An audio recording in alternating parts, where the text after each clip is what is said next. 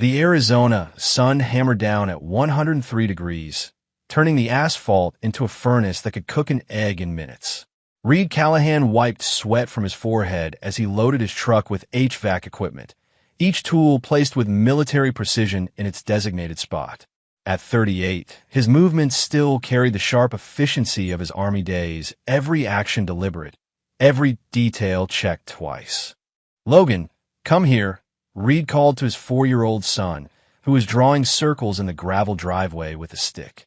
The boy's blonde hair stuck to his forehead with sweat, his Superman t-shirt already damp from the morning heat. Logan dropped the stick and ran over, his small legs pumping hard. "Daddy, are you fixing more air conditioners today?" "That's right, buddy." Reed knelt down and straightened Logan's shirt. "Remember what I told you about staying cool? Drink water and stay in the shade," Logan recited, grinning up at his father. "Good man." Reed ruffled his son's hair. "Now go tell Mommy you're ready for daycare."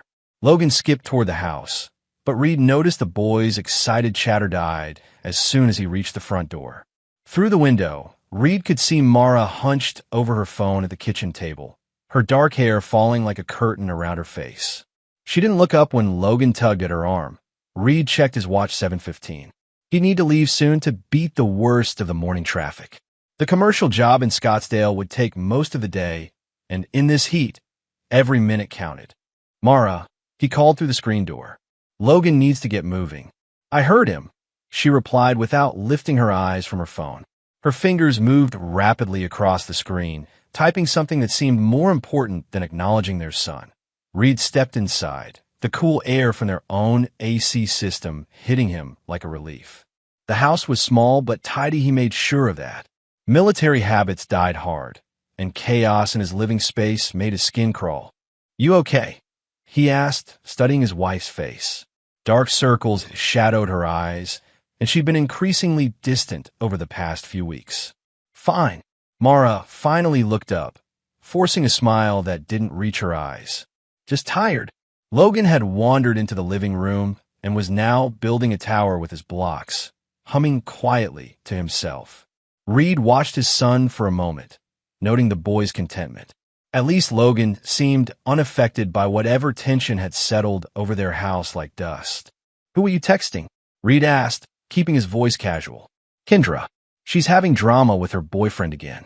Mara slipped her phone into her purse and stood up. "Come on, Logan. Time to get ready." Reed nodded, but something felt off. Mara's answers had become shorter lately, her explanations vaguer. She used to share details about her friends' lives, laugh about their problems. Now she offered only surface-level responses, like she was reading from a script. "Daddy, look." Logan held up his block tower. "It's taller than me. Impressive work, soldier." Reed gave his son a thumbs up. "Now listen to Mommy and get your backpack ready." As Reed gathered his work orders and double-checked his tool inventory, he couldn't shake the feeling that something had shifted in his house. Mara moved through her morning routine mechanically, checking her phone every few minutes. When Logan asked her a question about his favorite toy truck, she answered with a distracted that made no sense in context. "Mommy, you're not listening," Logan said, his 4-year-old voice carrying the particular hurt that children feel when adults dismiss them. "I'm listening, baby." Mara knelt down and cupped Logan's face in her hands. "Mommy's just thinking about grown-up stuff." Reed watched this exchange from the kitchen, noting how Mara's hands trembled slightly. Stress, maybe, or something else. Over the past month, Logan had started saying odd things that stuck in Reed's mind like splinters. Comments that didn't quite fit together, but painted an uncomfortable picture when viewed as a whole. "Mommy's friend smells like smoke," Logan had mentioned one evening while Reed was tucking him into bed. "What friend?" Reed had asked. "The one with the pictures on his arms." "Tattoos." "Yeah. Miles let me color on his arm with a marker." Reed had brought this up to Mara later that night. She'd laughed it off with a wave of her hand. Kids say the strangest things. He probably saw someone at the grocery store and made up a story. But the explanation fell hollow. Logan wasn't a child who invented elaborate tales. He was observant, literal, and surprisingly accurate about details for his age. "Mara," Reed said now, watching her stuff items into Logan's daycare bag. "Has Logan mentioned anyone named Miles lately?" Her hand stilled for just a moment, so brief that Reed might have missed it if he hadn't been watching carefully. Miles? No, what? Just something he said the other day. Reed kept his tone neutral. About someone with tattoos. You know how kids are. Mara zipped up the bag with more force than necessary. They mix up people from TV shows with real life. Reed nodded, but filed away her reaction. In the army, he'd learned to read body language like a map. Mara's shoulders had tensed. Her movements had become sharper. Classic signs of someone trying to control their response. I should head out, Reed said, checking his watch again. Traffic's going to be brutal. Okay. Mara was back to her phone, scrolling through something that demanded her complete attention. Reed kissed Logan's forehead, breathing in the scent of his son's shampoo, something clean and innocent that made his chest tight with love. Be good for Mommy, okay? I will, Daddy. Are you going to fix someone's house today? That's the plan. Keep them cool in this heat.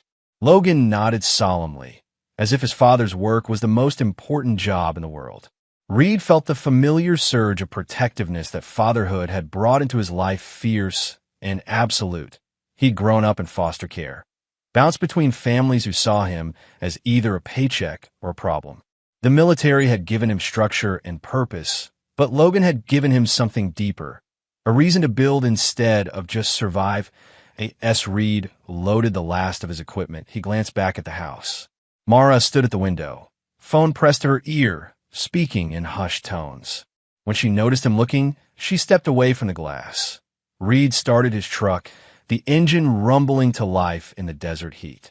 His dash cam activated automatically, a recent addition for insurance purposes that logged his location and recorded his drives.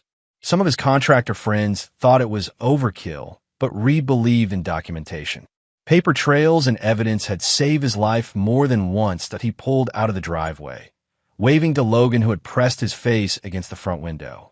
The boy's smile was bright and uncomplicated, untouched by whatever undercurrents were shifting through their house. Reed had no way of knowing that this would be the last time he'd see his son alive. The Scottsdale job site was a nightmare wrapped in heat waves. The commercial building's main AC unit had failed during the previous night, and by morning, the interior temperature had climbed to over 90 degrees.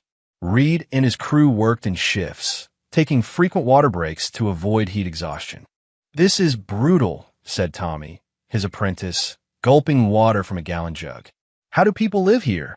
They don't, Reed replied, checking the replacement compressor. They survive here. There's a difference.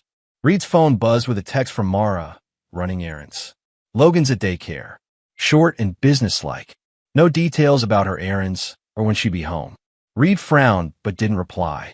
His relationship with Mara had become a series of brief updates and logistical exchanges, like roommates managing a shared calendar. But by noon, the heat had become dangerous. Reed's crew took an extended break in their air-conditioned trucks, but Reed used the time to call Logan's daycare. It was something he did occasionally, not to check up on Mara, but to hear about his son's day. Bright Beginnings Daycare. This is Jennifer. Hi, it's Reed Callahan. I wanted to check on Logan, see how his morning went. A pause. Mr. Callahan, Logan wasn't dropped off today. Reed's stomach dropped. What do you mean? He's not here. We haven't seen him today. That's not possible. My wife said she'd drop him off. I'm sorry, but Logan definitely isn't here. Would you like me to double check with the other teachers? Yes, please. Reed waited, his heart hammering against his ribs. Through his truck's windshield, he could see heat mirages rising from the asphalt like ghosts. Mr. Callahan? I've checked with everyone. Logan didn't come in today. Reed thanked Jennifer and hung up, his hands shaking as he immediately dialed Mara's number. It rang 4 times before going to voicemail. Mara, call me back right now. The daycare says Logan wasn't dropped off. Where is he? He tried again. Voicemail, and again. Voicemail. Reed stared at his phone, panic beginning to claw at his chest. Logan was always dropped off at daycare on weekdays. Always. It was their routine, their system. Mara knew how important routines were to Reed. They kept chaos at bay. Tommy, Reed called to his apprentice. I need to head home. Family emergency.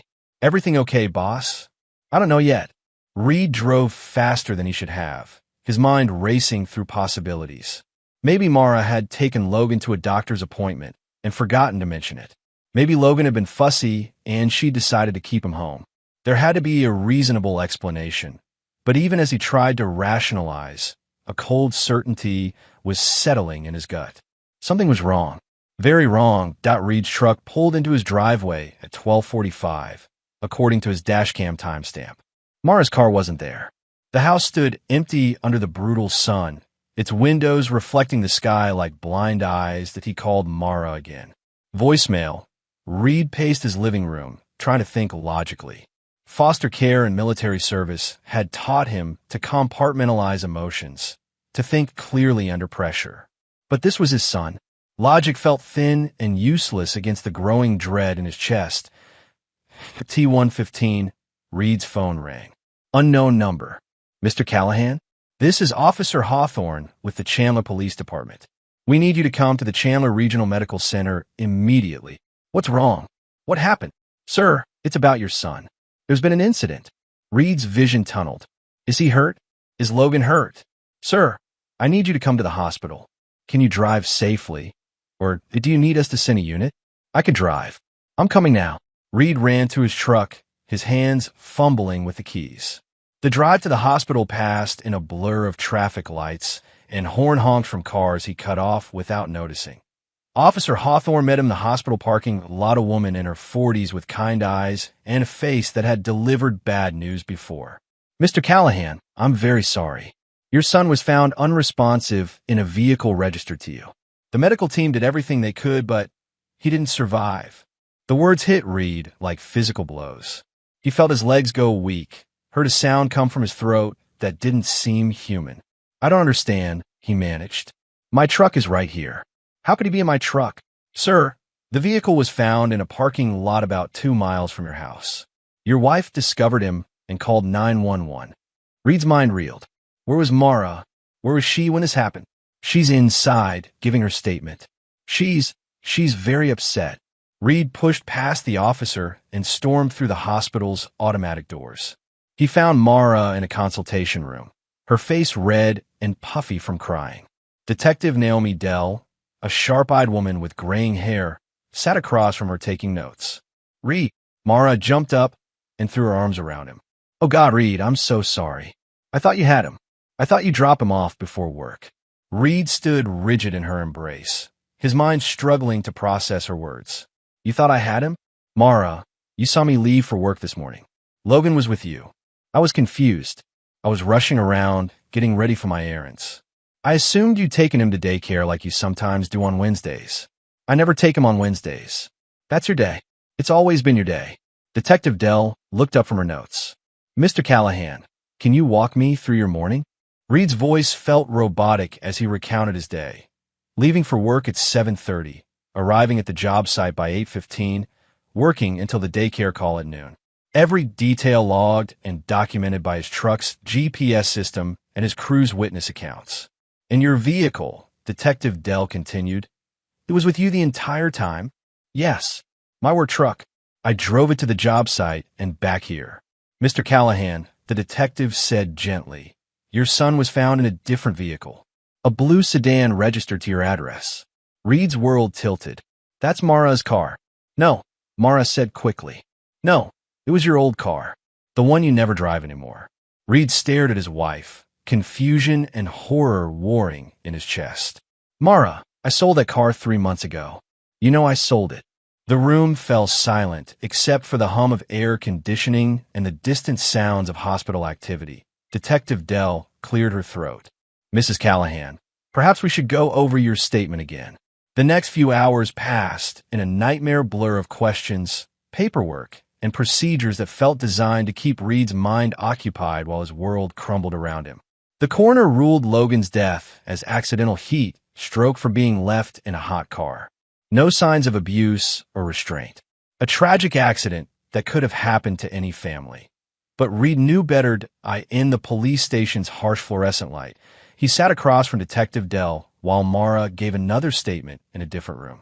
The detective's expression was carefully neutral, but Reed caught her occasional glances toward the door where Mara was speaking with another officer. Mr. Callahan, I need to ask you some difficult questions, Detective Dell said. Have you and your wife been having marital problems? Define problems. Arguments. Disagreements about parenting. Financial stress. Reed considered lying, painting a picture of domestic bliss. But lies wouldn't bring Logan back. She's been distant lately, secretive about where she goes, who she talks to. Logan mentioned someone named Miles, but Mara claimed not to know what he was talking about. Detective Dell made a note. Any idea who Miles might be? No, but Logan isn't a kid who makes things up. He's observant. The detective nodded. Your truck has GPS tracking for your work? Insurance requirement. Logs every trip, every stop. Good. We'll need those records. Detective Dell leaned forward slightly. Mr. Callahan, is there any reason your wife might want to hurt Logan? The question hit Reed like a physical blow. Hurt him? No.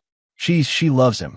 But even as he said it, Reed's mind began pulling at threads he'd been ignoring. Mara's increasing irritation when Logan interrupted her phone calls. Her complaints about feeling trapped by motherhood. The way she'd started leaving Logan with babysitters more frequently, claiming she needed space to think. Has she ever mentioned feeling overwhelmed by parenting? Detective Dell pressed. Reed's throat felt dry. Sometimes. But what parent doesn't? Fair point. The detective closed her notebook. Mr. Callahan, I want you to know that we're going to investigate this thoroughly. If there's more to this story, we'll find it. Reed met her eyes. You don't believe it was an accident. I believe in evidence. And right now, some pieces don't fit together cleanly. When Reed finally saw Mara again, she was sitting in the hospital corridor, staring at her hands. Her phone lay beside her, screen dark and silent, the first time he'd seen her without it actively in use for weeks. They're releasing his body tomorrow, she said without looking up. For the funeral. Reed sat down beside her, studying her profile. Mara, I need you to tell me exactly what happened today. I already told the police everything. Tell me. She sighed, her shoulders sagging with exhaustion or the weight of deception. I was getting ready to run errands. I thought you'd taken Logan to daycare before you left for work. When I realized he wasn't there, I panicked. I drove around looking for him, retracing my steps. I found him in your car in the parking lot behind the grocery store. My car that I sold 3 months ago. Mara's face flushed. The sedan. Whatever car it was. I found him there. Reed felt something cold and sharp settle in his chest. Mara, look at me. She turned, her eyes red-rimmed and defensive.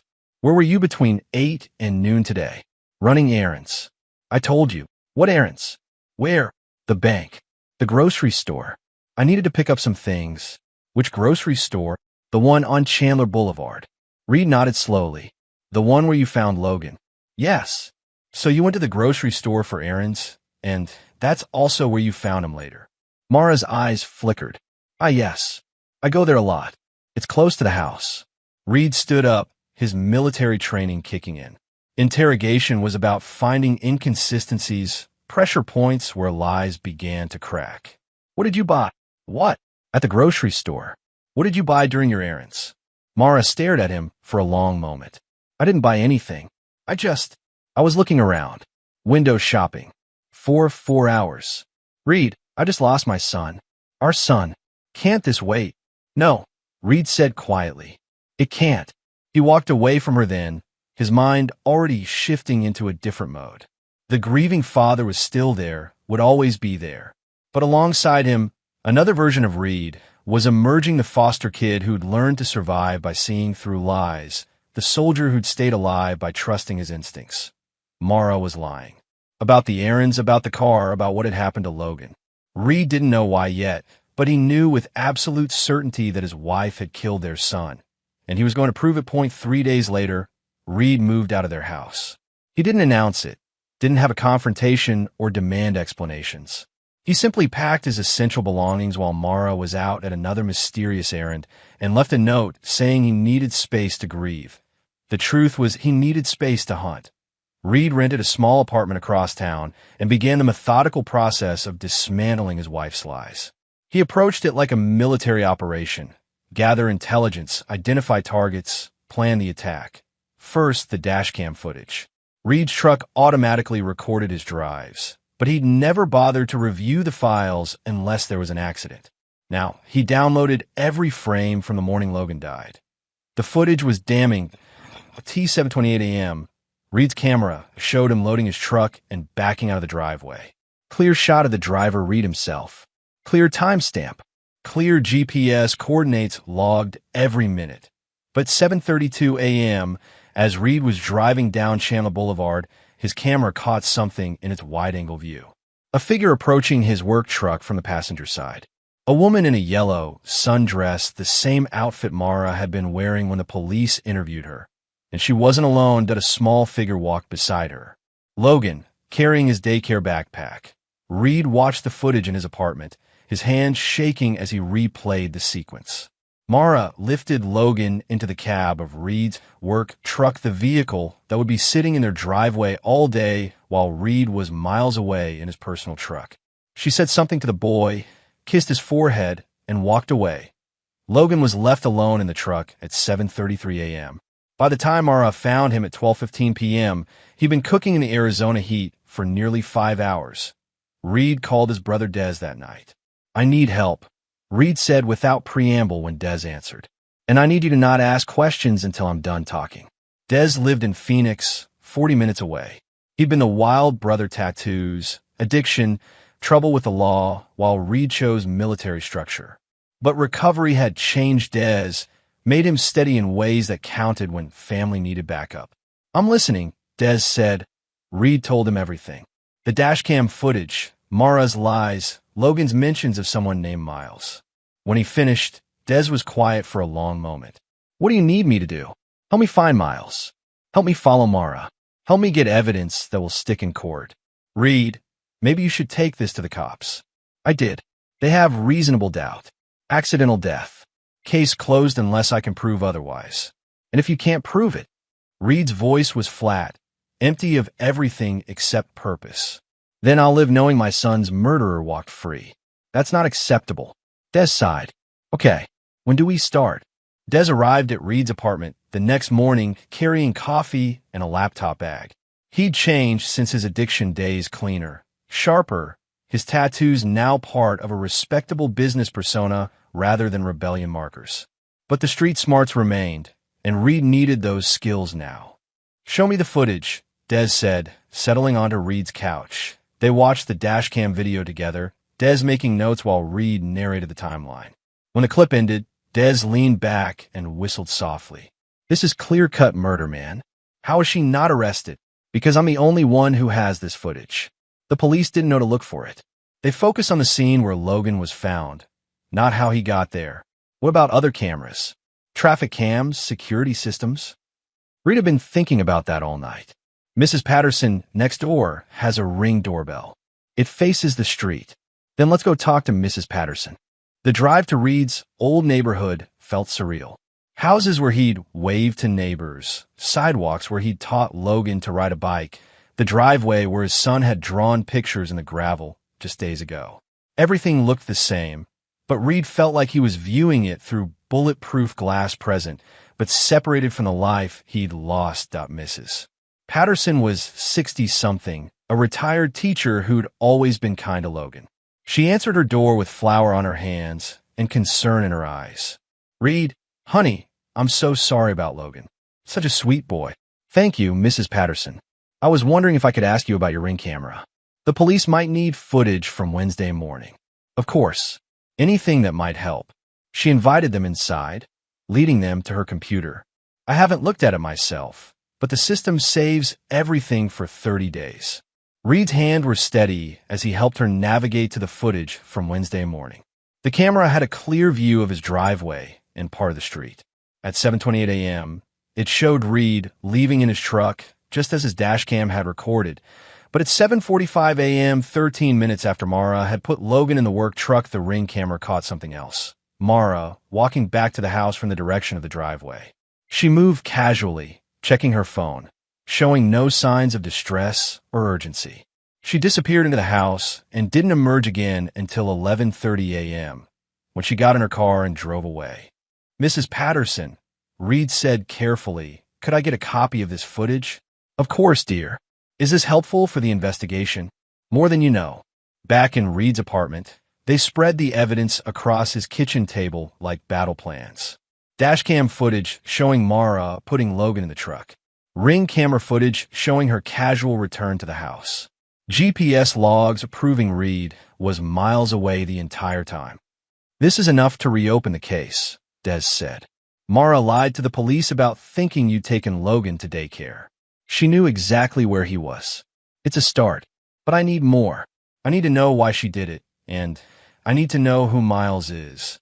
Des opened his laptop and cracked his knuckles. Give me what you know about this Miles guy. Logan mentioned tattoos. Said Miles, let him color on his arm with a marker. He smells like smoke. Okay. Smoker with tattoos who's comfortable around kids. Probably someone Mara knows from her past or present social circle. Des's fingers moved across the keyboard. I'm going to check her social media, cross-reference with people in the area named Miles. Reed provided Mara's social media passwords information shared in happier times when couples didn't have secrets. Des scrolled through months of posts, comments, and tag photos. Here, Des said, pointing to a comment thread from 6 weeks ago. Look at this. It was a photo Mara had posted from a local gym, commenting about getting back in shape. Among the likes and encouraging comments was one from someone named Miles Granger, looking good, like old times. Old times, Reed repeated. They knew each other before. Des clicked on Miles's profile. The photos showed a man in his early 30s, muscular build, extensive tattoo work covering both arms. Several pictures were taken at the same gym where Mara had been posting lately. Check this out, Des said, scrolling to an older photo. High school reunion post from last year. The image showed a group of people at what was clearly a reunion event. In the background, barely visible, were Mara and Miles standing close together, his hand on her lower back. High school sweethearts, Reed said grimly. Gets better. Look at his employment history. Miles Granger worked as a personal trainer at Fitness First Gym. His record showed 2 prior arrests, one for drug trafficking that was plea bargained down to possession, another for assault during a bar fight. Not exactly father material, Des observed. Reed studied the photos, noting how Miles looked at Mara in the reunion shot like he was reclaiming something he'd lost. We need to know more about their relationship. How long it's been going on, what they're planning. I can watch the gym, see if they meet there. No, I'm going to follow Mara directly. But first, I need to check something else. Reed drove to Logan's daycare that afternoon. Jennifer, the director, met him in the parking lot, clearly uncomfortable but willing to help. Mr. Callahan, how are you holding up? Taking it one day at a time. Jennifer, I need to ask you about Logan's attendance lately. Was he here regularly? Jennifer glanced around nervously. The police already asked about this. I know, but I'm his father, and I'm trying to understand what happened. She sighed. Logan hadn't been here in almost 3 weeks. Your wife called several times to say he was sick or that you were keeping him home for family time. Reed felt the ground shift beneath him. 3 weeks. I was actually going to call you about it this week. We have a policy about extended absences without medical documentation. Reed thanked Jennifer and sat in his truck for several minutes, processing this new information. For 3 weeks, Mara had been telling him she was dropping Logan at daycare while telling the daycare that Logan was with Reed. Where had their son been spending his days? That evening, Reed parked down the street from his old house and watched. At 6:15 p.m., Mara's car pulled into the driveway. She sat in the driver's seat for several minutes, talking on her phone, before finally going inside. Reed waited until 9 p.m., then drove to the 24-hour gym where Miles worked. The parking lot was nearly empty, but Reed recognized Mara's car in the back row. Through the gym's front windows, Reed could see Mara on a treadmill. Miles stood beside her, ostensibly training her, but their body language suggested a relationship far more intimate than trainer and client. Miles's hand lingered on her shoulder as he adjusted her form. When Mara laughed at something he said, she touched his arm in return. Reed took photos with his phone, documenting their interaction. When they finished the workout, he followed them to the parking lot and watched Miles kiss Mara before she got her car. Not a friendly peck. A deep, passionate kiss between lovers. Reed drove home with his evidence, feeling pieces of the puzzle clicking into place. Mara had been having an affair with her high school boyfriend. She'd been lying about Logan's whereabouts for weeks, keeping their son away from daycare. And on Wednesday morning, she deliberately put Logan in a death trap while Reed was miles away, creating the perfect cover story. But Reed still needed the why. What could motivate a mother to kill her own child? The next morning, Reed called in sick to work and began full-time surveillance. He positioned himself across from Mara's house at 6 a.m., armed with coffee, a camera with a telephoto lens, and the patience he'd learned from countless military operations. Mara left the house at 8:30, driving toward downtown Chandler. Reed followed at a distance, using traffic and other vehicles as cover. She stopped at a storage facility on the outskirts of town, a detail that immediately raised Reed's suspicions. Why would Mara need a storage unit? Their house had plenty of space, and she'd never mentioned renting additional storage. Reed parked where he could observe the facility's entrance and called Des. "I need you here. Bring your camera with a long lens." Des arrived 20 minutes later, parking in a different section of the lot. Together, they watched Mara unlock a storage unit and disappear inside.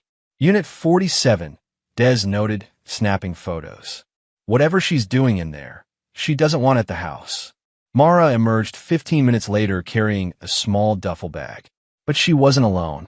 Miles's truck was parked 2 units down, and he met her in the middle of the facility's main aisle. Reed watched through binoculars as Mara handed Miles the duffel bag. He unzipped it, checked the contents, and nodded. They talked for several minutes, their conversation animated but too distant for Reed to read lips. Then Miles pulled Mara close and kissed her. Not the quick kiss from the gym parking lot. This was deeper, more possessive. When they separated, Mara looked around nervously before getting back at her car. "What do you think was in the bag?" Des asked. "Money. Documents. Something she doesn't want found at the house." They followed Mara from the storage facility to a coffee shop in downtown Chandler.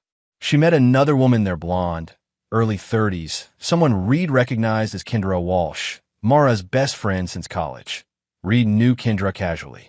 She'd been to their house for barbecues and birthday parties, had always seemed friendly enough. But watching her conversation with Mara through the coffee shop window, Reed noticed the tension in both women's body language. "They're arguing," Des observed. Mara was leaning forward, speaking urgently while Kendra shook her head repeatedly. At one point, Kendra stood up as if to leave, but Mara grabbed her arm and pulled her back down. Reed made a decision. "I'm going in." "Reed, that's risky. Kendra knows me. I can make it seem casual." Reed entered the coffee shop and ordered a drink, positioning himself where he could overhear fragments of their conversation without being obvious. "Can't keep lying to the police," Kendra was saying. "You're not lying. You're just not volunteering information they haven't asked for. Mara, this is insane. Logan is dead. Your son is dead. You think I don't know that?" Mara's voice cracked with emotion, the first genuine feeling Reed had seen from her since Logan's death. "You think I wanted this to happen? Then why?" "Because I couldn't do it anymore, okay? I couldn't be his mother anymore. I tried, Kendra. God knows I tried. But every day felt like drowning." Reed gripped his coffee cup so tightly his knuckles went white. He forced himself to remain calm, to keep listening. "There were other options," Kendra whispered. "Divorce, custody arrangements. Reed would never have given me full custody. You know that. He's military, stable, responsible. And I'm what? A high school dropout who can't hold a job. So you chose this instead. I chose freedom. For both of us. Logan deserves a father who wants him. I deserve a life that doesn't feel like a prison sentence." Reed walked out of the coffee shop before he did something that would ruin his investigation. In the parking lot, he called Des with shaking hands. "Did you get any of that?" "Some. Enough to know she planned this. We need more. We need her to admit it clearly, on record." Reed spent the rest of the day following Mara's routine, documenting her movements and interactions. That evening, he made a crucial discovery when Mara stopped at a cell phone store and purchased a burner phone using cash. Reed waited until she left, then approached the store clerk with his most charming smile. "Excuse me, I think my wife just bought a phone here, but she left her receipt in my car. Could you help me figure out what plan she signed up for?" The young clerk was eager to help. "Sure. What's her name?" "Actually, she might have used her maiden name. Or a friend's name." Reed showed him Kendra's driver's license photo on his phone, a picture he'd found on social media. Does this look familiar? Oh yeah, she was just here. Kendra Walsh. Bought a prepaid phone with 3 months of service. Reed thanked the clerk and called Des immediately. Mara bought a burner phone using Kendra's identity. Whatever she's planning with Miles, she doesn't want it traced back to her. This is getting serious, Reed. Maybe it's time to take what we have to the cops. Not yet. I need ironclad proof. Something so clear that even the most incompetent prosecutor couldn't screw it up. That night, Reed sat in his apartment reviewing everything he'd gathered. Photos of Mara with Miles. Evidence of the burner phone purchase. Kendra's apparent knowledge of Mara's guilt. The storage unit meetings, but he still needed the final piece, direct evidence of premeditation. Something that would prove Mara had planned Logan's death rather than simply neglected him. Reed opened his laptop and began researching Kendra Walsh. If she was involved in covering up Logan's murder, she might be the weak link he needed to break open the case. Kendra Walsh lived in a downtown Chandler apartment complex, the kind of place where young professionals paid too much rent for granite countertops and a pool they never used. Reed had done his homework. Kendra worked as a bank teller, had no criminal record, and by all accounts was a decent person who'd gotten pulled into something way over her head. Reed waited for her in the apartment complex parking lot Thursday evening, knowing she got off work at 5:30. When Kendra's Honda pulled into her assigned space, Reed approached with his hands visible and his expression carefully controlled. Kendra? Reed Callahan. Could I talk to you for a minute? Kendra's face went pale. She clutched her purse against her chest like a shield. Reed, I'm so sorry about Logan. Thank you. I know this is awkward, but I need to ask you some questions. I already talked to the police. I told them everything I know. Reed studied her face, the way her eyes kept darting toward her apartment, the slight tremor in her voice. Did you? Because I heard you and Mara talking at the coffee shop yesterday. Kendra's mouth fell open. You were there. Kendra, my son is dead, and I think you know more about how that happened than you told the police. I don't know what you're talking about. Reed pulled out his phone and showed her one of the photos from the storage facility. Mara meeting with Miles, exchanging money, planning something that required a burner phone registered under your name. Kendra stared at the photo, her shoulders sagging as if the weight of her secrets had become too heavy to carry. Can we go inside? She asked quietly. I don't want to do this in the parking lot. Kendra's apartment was small but tidy, decorated with the kind of inspirational quotes and live, laugh, love signs that suggested someone trying hard to maintain optimism. She offered Reed coffee, which he declined, then sat across from him on her couch. I didn't know what she was planning, Kendra began. Not exactly, but you knew something. Mara was miserable. She had been for months. She kept saying she felt trapped, that motherhood wasn't what she'd expected. Reed kept his voice level.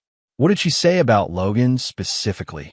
That she loved him but wasn't cut out to be a mother. That she was ruining his life by being so unhappy all the time. Kendra's eyes filled with tears. She said Logan would be better off with just you, that you were the natural parent, and she was just getting in the way. When did these conversations start? 6 months ago, maybe longer. But they got more intense when she reconnected with Miles. Reed leaned forward. Tell me about Miles. High school boyfriend. First love, you know. Mara always wondered what would have happened if they'd stayed together instead of her marrying you. So she started an affair. It wasn't supposed to be serious at first. Just coffee, then workout sessions. But Miles started talking about them having a real relationship, maybe moving away together. And Logan was in the way. Kendra nodded miserably. Mara said Miles didn't want kids. That if she was going to start over with him, it had to be a clean break. Reed felt rage building in his chest, but he forced himself to stay focused. What did you think she meant by clean break? I thought she meant divorce. Giving you full custody. I swear, Reed, I thought she was talking about walking away legally. But that changed. Last month, Mara started asking me weird questions. About life insurance policies, about what happens to assets when someone dies in an accident. I told her she was being morbid, but she said she was just worried about Logan's future. Reed's hands clenched into fists. She was planning this a month ago. I didn't realize what she meant until after Logan died. Then the things she'd said started making horrible sense. Like what? She asked me if I thought you'd be okay raising Logan alone. If you'd find someone new eventually. She said Logan was so attached to you that he'd barely notice if she wasn't around. Reed closed his eyes, remembering Logan's face the morning he died. Happy, trusting, looking forward to daycare and time with friends. His son had no idea his mother was planning to kill him. Kendra, did Mara ask you to lie to the police? She called me the night Logan died. She was crying, saying she'd made a terrible mistake. She asked me to tell the police that she'd mentioned being confused about daycare arrangements. And you agreed. She's my best friend, Reed. Was my best friend. I thought maybe she really had made a mistake, gotten confused about who was supposed to drop Logan off. But you know better now. Kendra wiped tears from her cheeks. After I heard the news, I remembered something Mara had said a few weeks ago. She was complaining about how hot it was getting, how dangerous it was to leave anything in a car during the summer. She said it was like putting something in an oven. Reed stood up, pacing to Kendra's window. I need you to make a statement to the police. The real statement, with everything you just told me. Reed, I could get in trouble for lying before. Kendra, my son is dead because your best friend murdered him. You're already in trouble. The question is whether you're going to help me get justice for Logan or keep protecting the woman who killed him.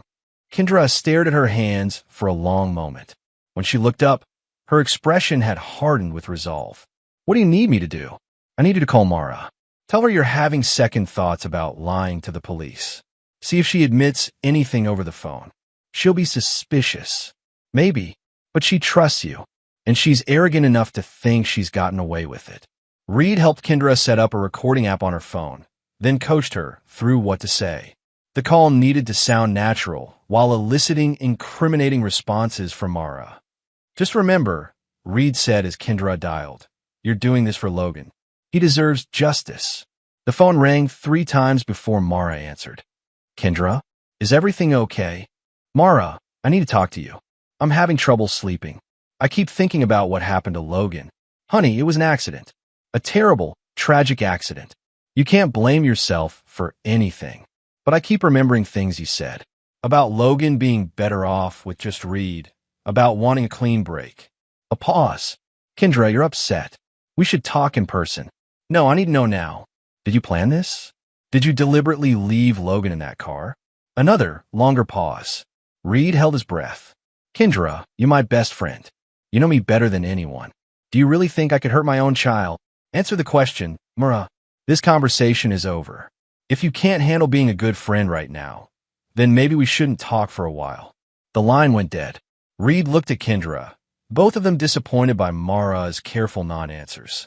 She's too smart to admit anything over the phone, Reed said. But at least now she knows you're having doubts. That might push her to do something desperate. Reed was right.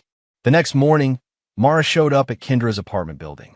Reed watched from his surveillance position as the 2 women argued in the parking lot, their conversation growing heated enough to draw stares from other residents. Reed couldn't hear what they were saying, but he could read their body language. Mara was angry, gesturing emphatically while Kendra backed away. When Mara grabbed Kendra's arm, several neighbors stepped onto their balconies to watch. Finally, Kendra broke free and ran toward her apartment building. Mara stood alone in the parking lot for several minutes, her fists clenched, before getting back in her car and driving away. Reed called Kendra that evening. Are you okay? She threatened me, Kendra said, her voice shaking. Mara said if I talked to the police, she'd tell them I helped plan Logan's death. That I was the one who suggested using my name for the burner phone. Did you suggest that? No. She said she needed a phone that couldn't be traced back to her, so I let her use my ID. I thought she was planning to leave you, not this. Reed made his decision. Kendra, pack a bag and stay with family for a few days. I'm taking everything we have to Detective Dell tomorrow morning. Is it enough? Reed thought about the dashcam footage, the Ring camera evidence, Kendra's testimony, the photos of Mara with Miles. It's enough to reopen the investigation. And once that happens, the pressure will make somebody crack. Reed was betting that somebody would be Miles Granger. Detective Dell's office smelled like stale coffee and the particular exhaustion that came from seeing too much human cruelty. Reed sat across from her desk with a manila folder containing everything he'd gathered over the past 2 weeks. Mr. Callahan, I have to say I'm impressed with your thoroughness, Detective Dell said, reviewing the evidence for the second time. This changes the entire case. Will you reopen the investigation? Already started. We've issued a warrant for your wife's phone records, and we're bringing both her and Miles Granger in for questioning this afternoon. Reed felt a surge of satisfaction mixed with grim anticipation. What about Kendra's testimony? Crucial. She's agreed to cooperate fully in exchange for immunity on the lying to police charge. Detective Dell leaned back in her chair. Mr. Callahan, I want to prepare you for what comes next. This is going to be a media circus once word gets out. Are you ready for that? Reed had been thinking about this inevitability.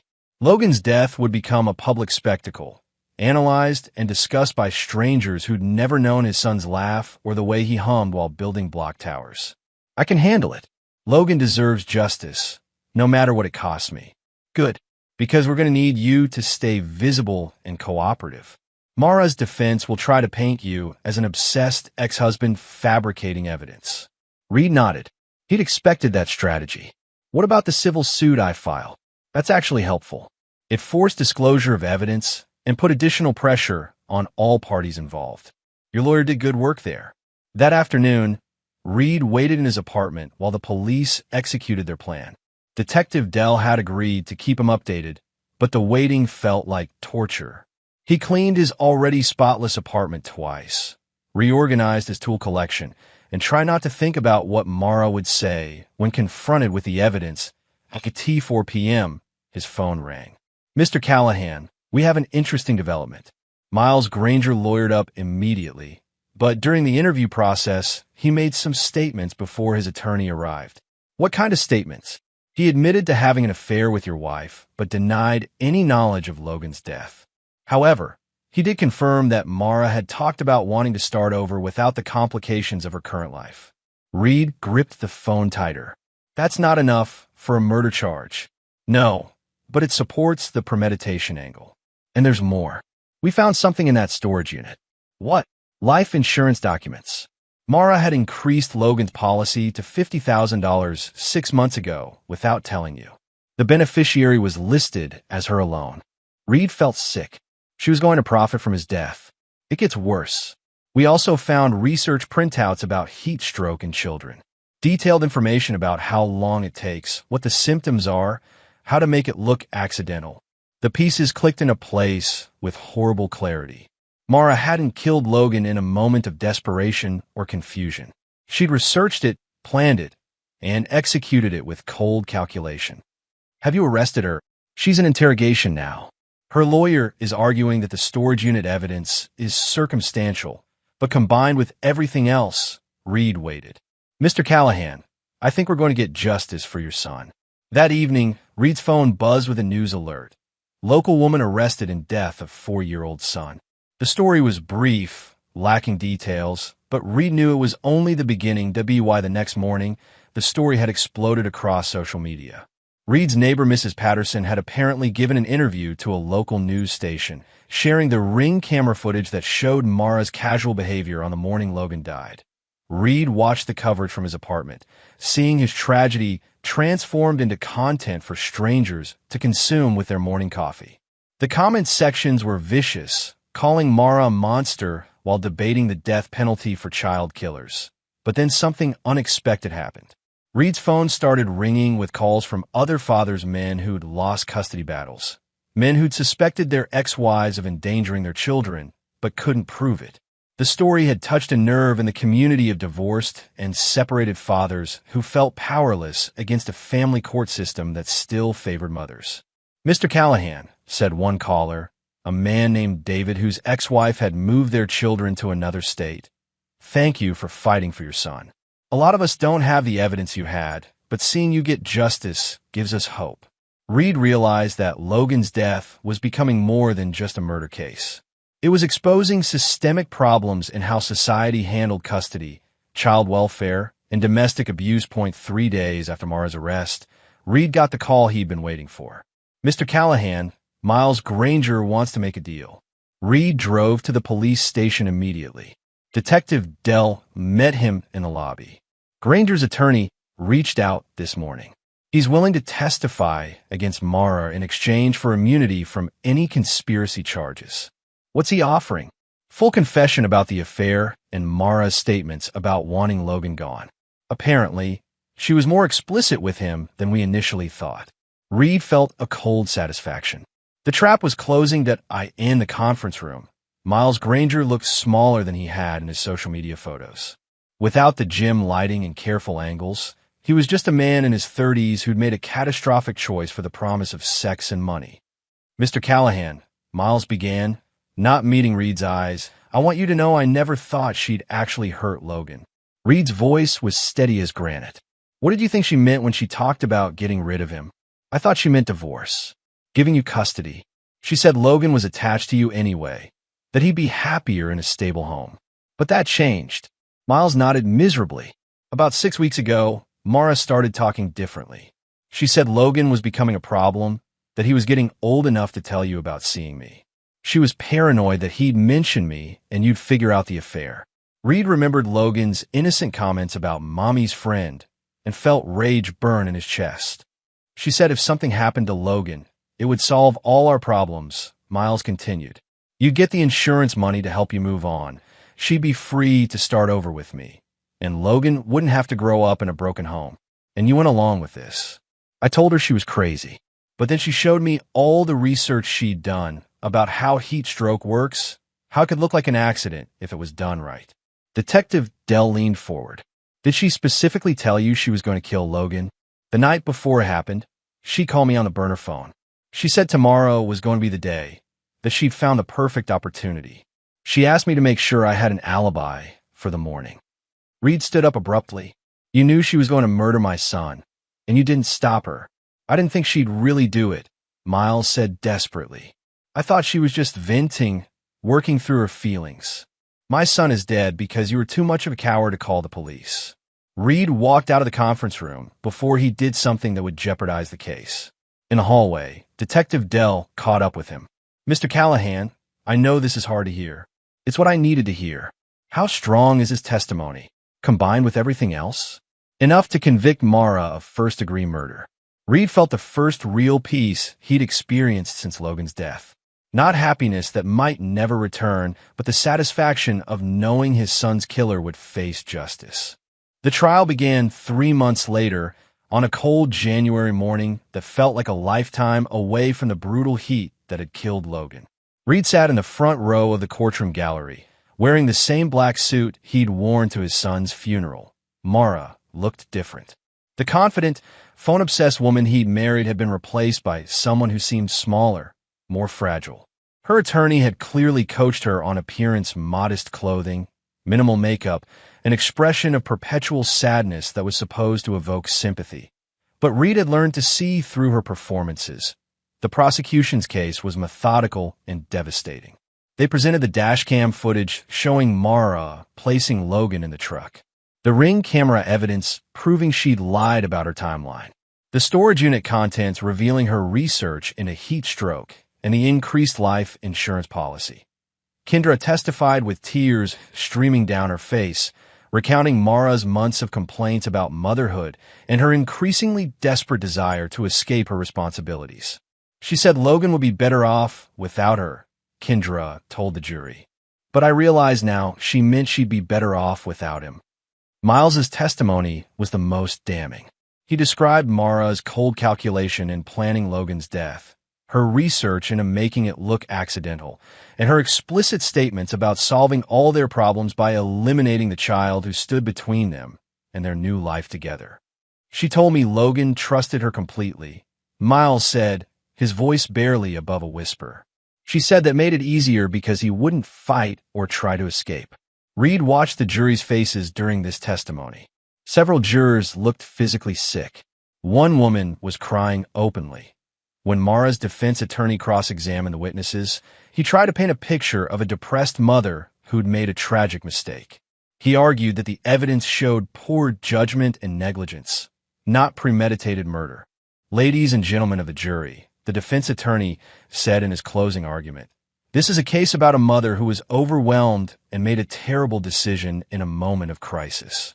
Mara Callahan loved her son, but she was struggling with postpartum depression and the pressures of an unhappy marriage. Reed nearly laughed at the audacity. Postpartum depression for a 4-year-old. The prosecutor's closing was more direct. The evidence shows us a woman who spent months planning her son's death, researching how to make it look accidental, and calculating the financial benefit she'd receive from his life insurance policy. This isn't a tragedy, it's a business plan written in a child's blood. The jury deliberated for 6 hours. Reed spent that time walking the courthouse halls, remembering Logan's voice, his laugh, the way he'd run to Reed when he came home from work. When the jury returned, Reed saw the answer in their faces before the foreman spoke. On the charge of murder in the first degree, we find the defendant guilty. Mara collapsed in her chair, her careful composure finally cracking. Her attorney caught her arm, whispering urgently in her ear, but she seemed beyond hearing. Reed felt no triumph, only a deep, bone-weary satisfaction. Logan's death had been acknowledged, witnessed, and judged. His son's life had mattered enough for 12 strangers to spend months examining every detail of how it had been taken. During the sentencing phase, Reed was allowed to give a victim impact statement. He stood at the podium, looking directly at Mara for the first time since the trial began. "Mara, you took my son from me because you were tired of being his mother. You researched the best way to kill him. You put him in that truck knowing he would die slowly and alone, probably calling for you to save him." Mara tried to look away, but Reed's voice drew her back. "You don't get to grieve what you killed. You don't get to claim you loved him while you were planning his murder. Logan deserved a mother who would protect him, not one who saw him as an obstacle to be removed." Reed paused, gathering his strength for the final words. "My son died trusting you. He never knew that the person he loved most in the world was the one who killed him. I hope you remember that every day for the rest of your life." The judge sentenced Mara to life in prison without the possibility of parole. As the bailiffs led her away, she tried one last time to catch Reed's eye, perhaps hoping for forgiveness or some sign that their shared grief might bridge the chasm between them. Reed looked through her as if she were already gone 0.6 months after the trial.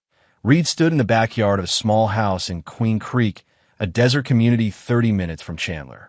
The property was modest, but had potential space for a workshop, a garden, maybe even a pool someday. Des helped him unload boxes from the moving truck, both men working in the comfortable silence that had developed between them during the investigation and trial. "This feels right," Des said, setting down a box labeled Logan's room. Reed had kept most of his son's belongings, storing them carefully in preparation for the day when he might be ready to create a memorial space. Not a shrine that would trap him in grief, but a place where Logan's memory could live and grow. "It's a start," Reed agreed. The civil suit against Mara had been resolved quickly once the criminal trial ended. The court awarded Reed wrongful death damages that would have been meaningless if not for his plan to honor Logan's memory. Reed had used the settlement money to establish Project Shelterlight, a nonprofit organization dedicated to helping single fathers navigate custody battles and protect their children from dangerous situations. The name came from something Logan had said once, that Reed was a shelter from scary things, and his light when the dark got too big. The organization's first initiative was funding legal representation for fathers who suspected their ex-wives of child abuse, but lacked the resources to prove it. Reed had learned that his combination of military training, technical skills, and absolute determination was rare among divorced fathers fighting for their children. "Mr. Callahan," his assistant had said just that morning, "we have another case. A father in Phoenix whose ex-wife has been leaving their daughter with strangers while she goes out partying. CPS won't act without solid evidence." Reed had nodded, already mentally organizing the investigation. Each case was Logan's legacy, another child protected, another father empowered to fight for his family. The media attention had been overwhelming at first. Reed had been interviewed by local news stations, national networks, and podcasters who wanted to explore the intersection of custody rights, domestic violence, and justice system failures. Some coverage was sensationalized, but most was respectful, focusing on the systemic changes needed to prevent future tragedies. Reed had also been contacted by a documentary filmmaker who wanted to tell Logan's story as part of a larger examination of family court reform.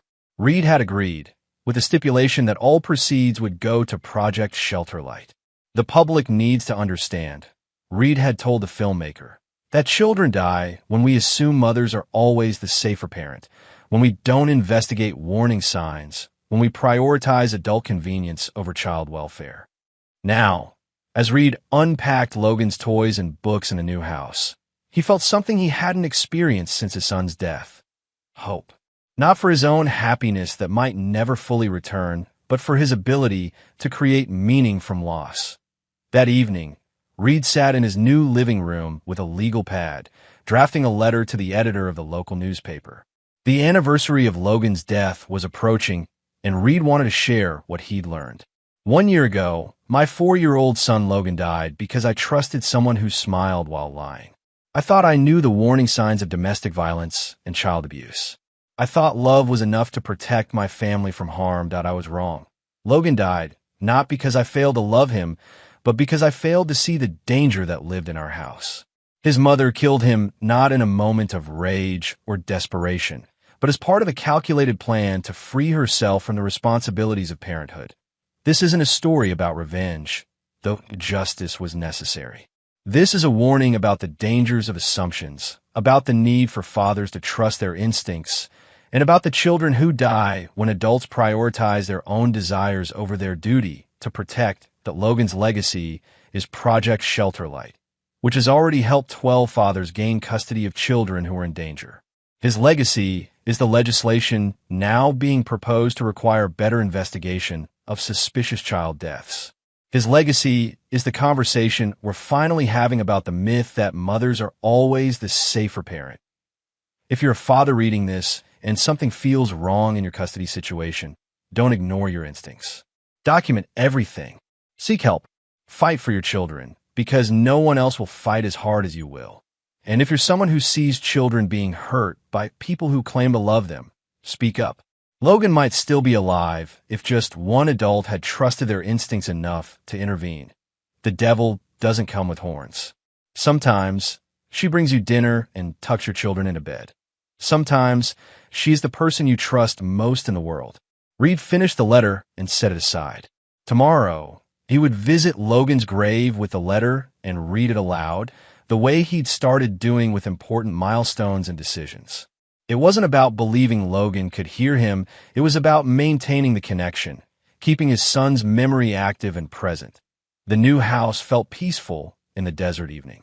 Through the windows, Reed could see stars beginning to appear in the darkening sky, sharp and clear in the dry air. Logan had loved looking at stars, making up stories about the pictures he saw in the constellations.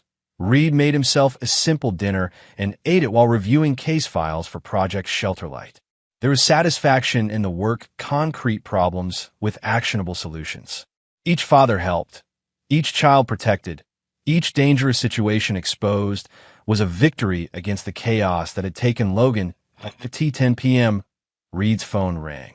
Detective Dell's name appeared on the screen. Mr. Callahan, I wanted to let you know Mara's appeal was denied.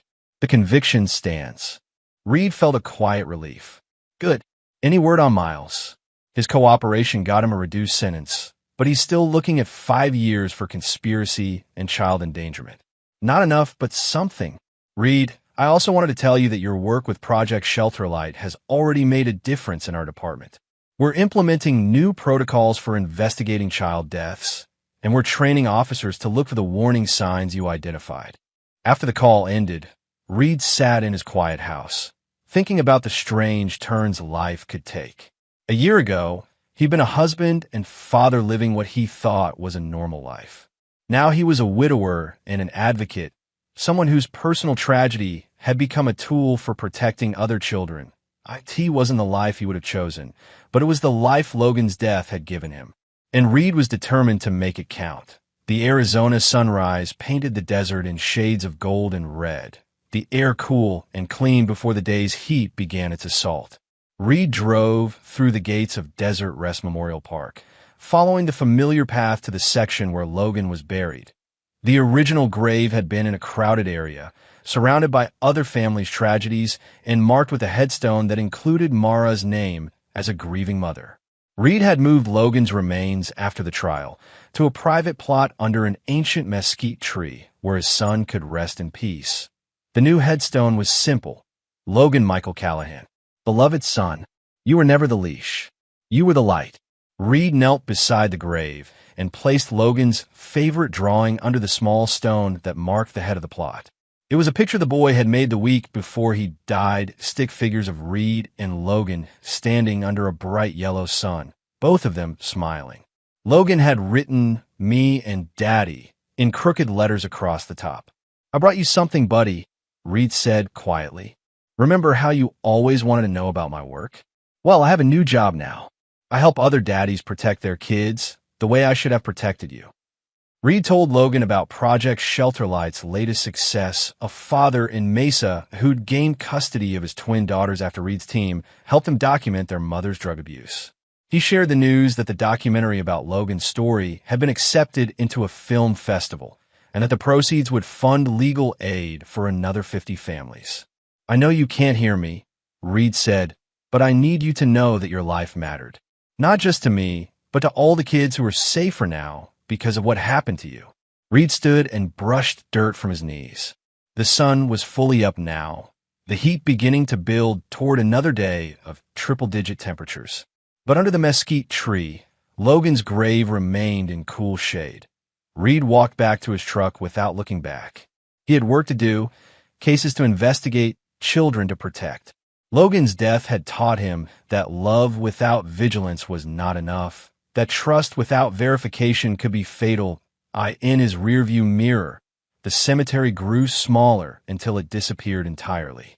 But Reed carried Logan with him, not as grief, but as purpose.